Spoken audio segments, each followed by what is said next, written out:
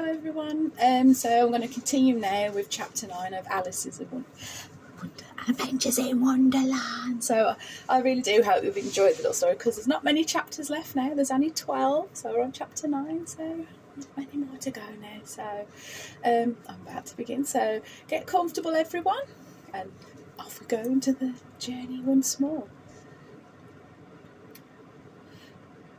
"You can't think how glad I am to see you again, you dear old thing," said the Duchess, as she tucked her arm affectionately into Alice's as they walked off together.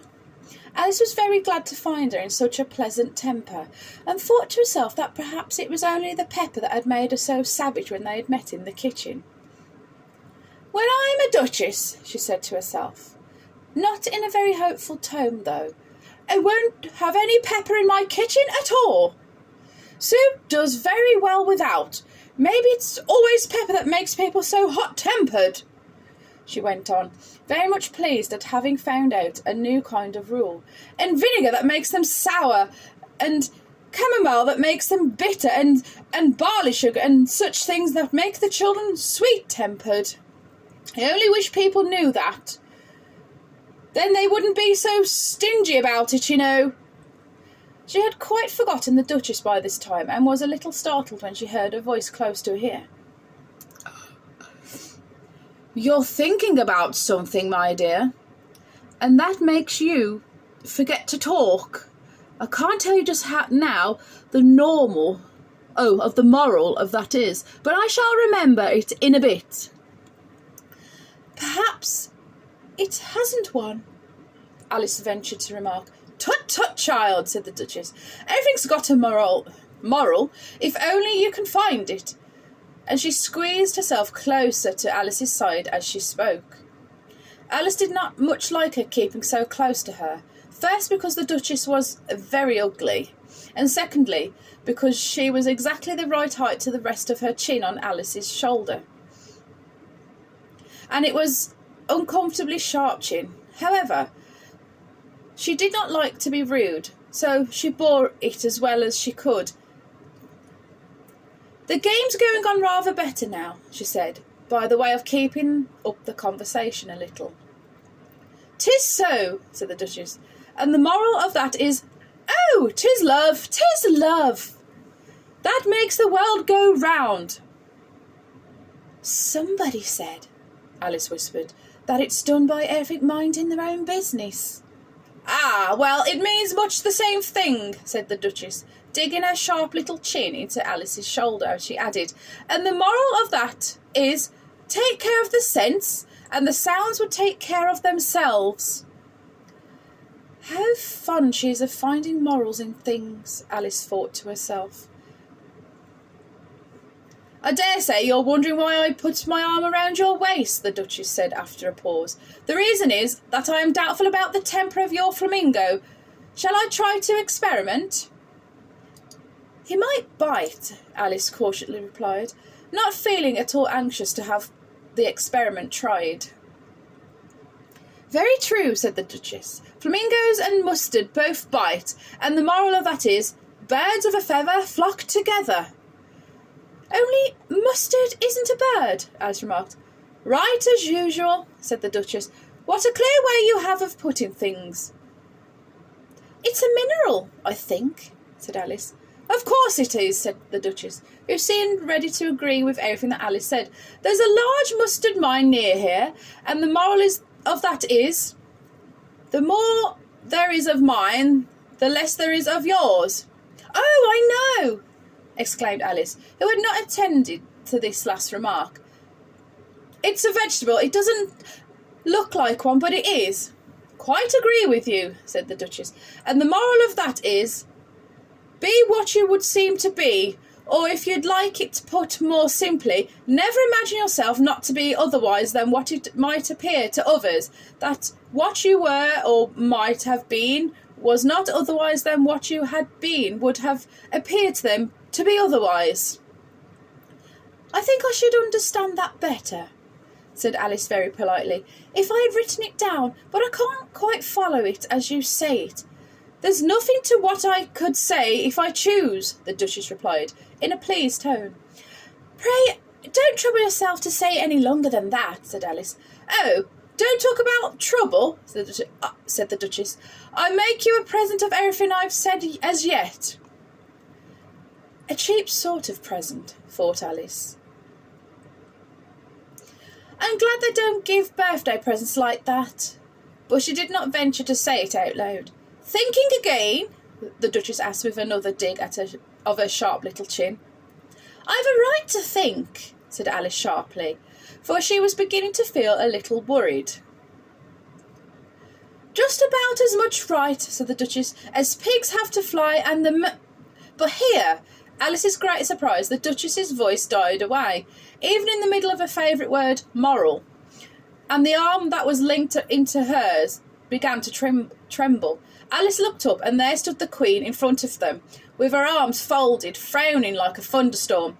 A fine day, Your Majesty, the Duchess began in a low, weak voice. Now, I give you fair warning, shouted the Queen, stamping on the ground as she spoke. Either you or your head must be off, and that about half no time take your choice. The Duchess took her choice, and it was gone in a moment. Let's go on with the game, the Queen said to Alice, and Alice was too much frightened to say a word, but slowly followed her back to the croquet ground. The other guests had taken advantage of the Queen's absence and were resting in the shade. However, the moment they saw her, they hurried back to the game, the Queen merely remarking that a moment's delay would cost them their lives. All the time they were playing, the Queen never left off quarrelling with the other players and shouting, "Off with his head!" or "Off with her head!" Those whom she sentenced were taken into custody by the soldiers, who of course had to leave off being archers to do this, so that by the end of half an hour or so, there was no archers left, and all the players except the King, the Queen and Alice were in custody and under sentence of execution. The Queen left off quite out of breath and said to Alice, "Have you seen the mock turtle yet?" No, said Alice. I don't even know what a mock turtle is. It's the thing mock turtle soup is made from, said the Queen. I've never saw one or heard of one, said Alice. Come on then, said the Queen, and he shall tell you his history.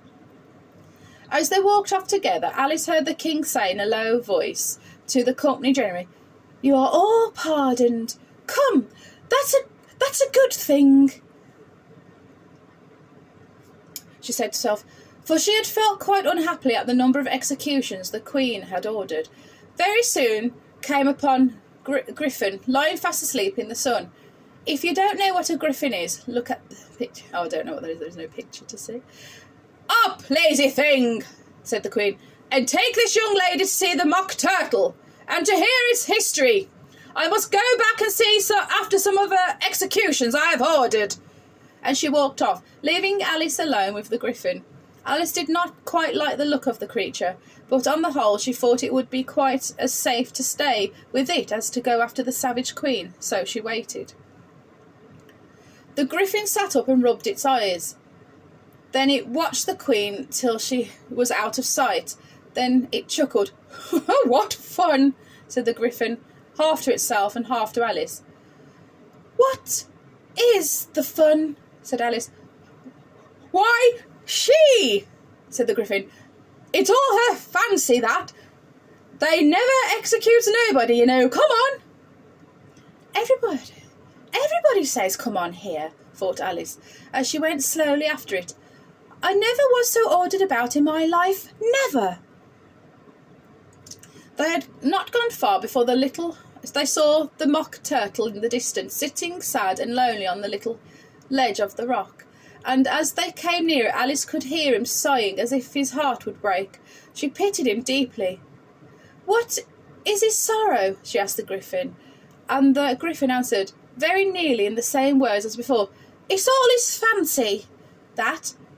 He hasn't got no sorrow, you know. Come on. So they went up to the mock turtle, who looked at them with large eyes full of tears, but said nothing. "This here young lady," said the Griffin, "she wants to know your history. She do?" "I'll tell her," said the Mock Turtle in a deep, hollow tone. "Sit down, both of you, and don't speak a word till I have finished." So they sat down, and nobody spoke for some minutes. Alice thought to herself, "I don't see how he can ever finish if he doesn't begin," but she waited patiently. "Once," said the Mock Turtle at last, with a deep sigh, "I was a real turtle." These words were followed by a very long silence, broken by an occasional exclamation of "Hurrah!" from the Griffin, and the constant heavy sobbing of the Mock Turtle. Alice was very nearly getting up and saying, "Thank you, sir, for your interesting story," but she could not help thinking there must be more to come. So she sat still and said nothing. "When we were little," the Mock Turtle went on at last, more calmly, though still sobbing a little now and then, we went to school in the sea. The master was an old turtle. We used to call him Tortoise." "Why did you call him Tortoise, if he wasn't one?" asked Alice. "We called him Tortoise because he taught us," said the Mock Turtle angrily. "Really, you are very dull." "You ought to be ashamed of yourself asking such a simple question," added the Griffin, and then they both sat silent and looked at poor Alice, who felt ready to sink into the earth. At last the Griffin said to the Mock Turtle, "Drive on, old fellow. Don't be all day about it." And he went on with these words. "Yes, went to school in the sea. Thought you mightn't believe it."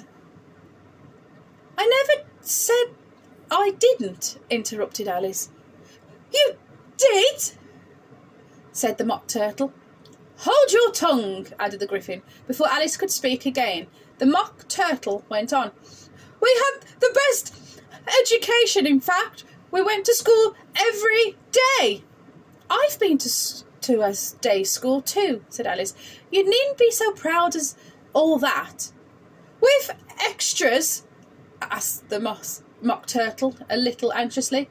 "Yes," said Alice. "We learned French and music." "And washing?" said the Mock Turtle. "Certainly not," said Alice indignantly. "Ah, then yours wasn't really a school," said the Mock Turtle in a tone of relief. "Now, at ours they had at the end of the bill French, music and washing. Extra." "You couldn't have wanted it much," said Alice, "living at the bottom of the sea." "I couldn't afford to learn it," said the Mock Turtle with a sigh. "I only took up the regular course." "What was that?" "Reeling and rivaling, of course, to begin with," the Mock Turtle replied, "and then the different branches of arithmetic, ambition, distraction, olification, and disseration." "I've never heard of uglification," Alice ventured to say. "What is it?" The Griffin lifted both its paws in surprise. "Never heard of uglifying?" it exclaimed. "You know what beauty is, don't I suppose?" "Yes," said Alice doubtfully. "It means to make everything prettier." "Well then," the Griffin went on, "if you don't know what uglify is, then you're a simpleton." Alice did not feel encouraged to ask any more questions about it, so she turned to the Mock Turtle and said, "What else had you to learn?" "Well, there was mystery," the Mock Turtle replied, counting off the subjects on his flappers. "Mystery, ancient and modern, with seography, then drawing. The drawing master was an old conger eel that used to come once a week. He taught us drawing, stretching, and fainting in coils." "What was that like?" said Alice. "Well, I can't show you it myself," the Mock Turtle said. "I'm too stiff, and the Griffin never learnt it." "Hadn't time," said the Griffin. "I went to the classical master, though. He was an old crab, he was." "I never went to him," the Mock Turtle said with a sigh. "He taught laughing and grief, they used to say." So he did, said the Griffin, sighing in his turn, and both creatures hid their faces in their paws. And how many hours a day did you do lessons? Said Alice, in a hurry to change the subject. 10 hours the first day, the Mock Turtle said, 9 the next, and so on. What a curious plan, exclaimed Alice. That's the reason they're called lessons, the Griffin remarked, because they lesson from day to day. Of course it has, said the Mock Turtle. Oh, I've missed a bit, sorry. This was quite a new idea to Alice, and she thought over it a little before she made her next remark. Then the 11th day must have been a holiday. Of course it was, said the Mock Turtle. How did you manage on the 12th? Alice went on eagerly. That's enough about lessons, the Griffin interrupted, in a very decided tone. Tell her something about the games now. Now, that is the end of chapter 9, and I will do chapter 10 tomorrow. The Queen's voice hasn't wrecked today, so I hope you're all feeling sleepy now and getting ready for bed. So, good night all. Speak to you soon. Bye.